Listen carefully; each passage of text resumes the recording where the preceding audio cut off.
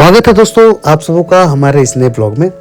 तो आज हम लोग पहुंच गए हैं देवभूमि उत्तराखंड में। आखिर क्यों उत्तराखंड को कहते हैं देवभूमि, क्या है यहाँ खास, ये सारे जवाब आज हम आपको अपने इस ब्लॉग में बताने वाले हैं। क्या आप कभी गए हैं उत्तराखंड?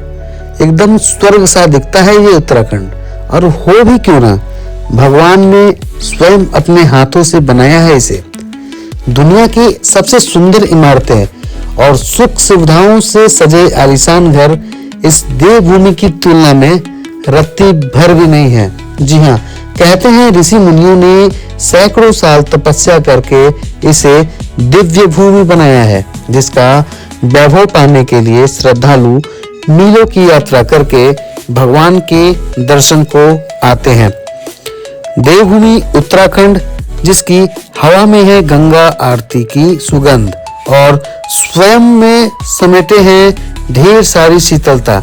जी हाँ दोस्तों, मैं फिर से बता देना चाहता हूँ कि देवभूमि उत्तराखंड, जिसकी हवा में है गंगा आरती की सुगंध और शाम स्वयं में समेटे हैं ढेर सारी शीतलता। तो चलिए तपोभूमि उत्तराखंड का एक सफर आप हमारे साथ कीजिए। दोस्तों, देवभूमि उत्तराखंड कैसे पड़ा ये नाम?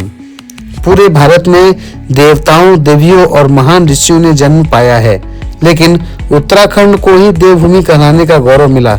इसके पीछे कई कहानी भी है और बहुत सारी सत्यता भी है। पूरे भारत की सबसे विशाल और पवित्र नदियां देवभूमि उत्तराखंड से निकलती हैं। गंगा, जमुना और सरस्वती नदी का उद्गम स्थल भी उत्तराखंड ही है। भगवान शिव का ससुराल है उत्तराखंड का दक्ष प्रजापति नगर। पांडवों से लेकर कई राजाओं ने तप करने के लिए इस महान भूमि को चुना है। ध्यान लगाने के लिए महात्मा इस जगह को उपयुक्त मानते हैं और आते हैं। कई साधुओं ने यहाँ स्तुति कर सीधा ईश्वर की प्राप्ति की है। पांडव अपने अज्ञातवास के समय भी यहीं आकर के रुके थे। महाभारत का लेखन महर्षि व्यास ने इसी देवभूमि उत्तराखंड में किया था। उत्तराखंड की सांस्कृतिक और भौतिक विरासत को दो भागों, कुमाऊं और गढ़वाल में बांटा गया है। जी हाँ, सभी कहानियों में इन दोनों स्थलों का जिक्र खूब मिलेगा।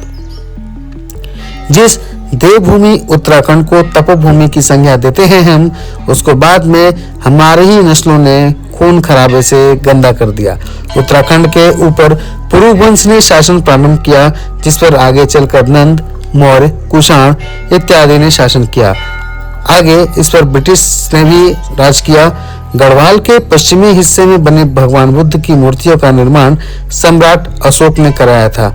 कुछ ऐसे ही ऐतिहासिक तथ्य उत्तराखंड की गलियों से गुजरते हैं, जिसमें एक बड़ा नाम चिपको आंदोलन का है, जिससे बाद में देश के सबसे बड़े पर्यावरणविदों और नेताओं ने साथ दिया और इसने देश के सबसे बड़े अहिंसक आंदोलन के रूप में अपनी पहचान बनाई। तो दोस्तों, आप देख सकते हैं उत्तराखंड का ये सबसे प्रसिद्ध मंदिर, जिसका नाम है गोलू देवता मंदिर, और यहाँ पर आए दिन कई सारे पर्यटक आते हैं, कई सारे भक्त आते हैं और भगवान के दर्शन करते हैं। तो दोस्तों, चलिए देवभूमि की यात्रा अब हम लोग खत्म करते हैं और फिर मिलते हैं अगले ब्लॉग में। तब तक के लिए बाय बाय, नमस्कार।